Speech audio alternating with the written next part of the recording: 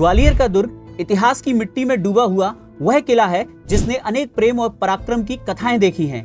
इन्हीं में सबसे अमर कथा है राजा मानसिंह तोमर और मृगनयनी की प्रेम कथा।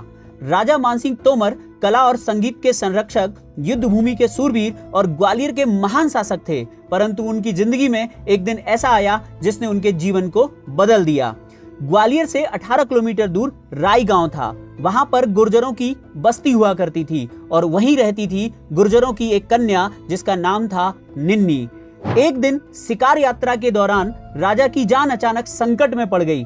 तभी सामने आई एक गांव की युवती जिसका नाम था निन्नी। उसके हाथ में धनुष था, आंखों में बिजली सी चमक और चाल में शेरनी का आत्मविश्वास। उसने न केवल राजा को बचाया बल्कि अपने साहस और सौंदर्य से राजा का हृदय भी जीत लिया। राजा ने उसी क्षण उसे नाम दिया मृगनयनी, अर्थात हिरणी जैसी आंखों वाली। राजा ने विवाह का प्रस्ताव रखा, लेकिन मृगनयनी कोई साधारण स्त्री न थी, वह स्वाभिमानी और निडर थी। उसने विवाह से पहले राजा के सामने 3 शर्त रखी। पहली शर्त, अलग महल का निर्माण। मृगनयनी चाहती थी कि उनके लिए एक अलग महल और साधारण महल बनवाया जाए, जिसके लिए राजा मानसिंह ने गुजरी महल का निर्माण करवाया।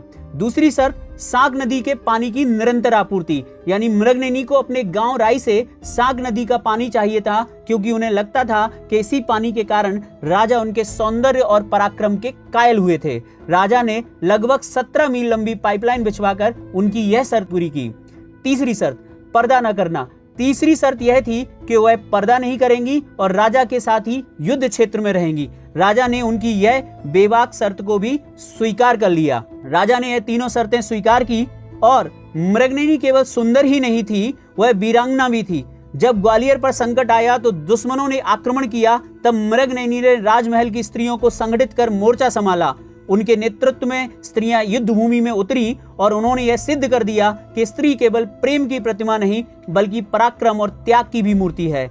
राजा मानसिंह तोमर और मृगनयनी की कहानी केवल प्रेम की कहानी नहीं है, यह सम्मान, समानता, साहस और राष्ट्रभक्ति की अमर गाथा है।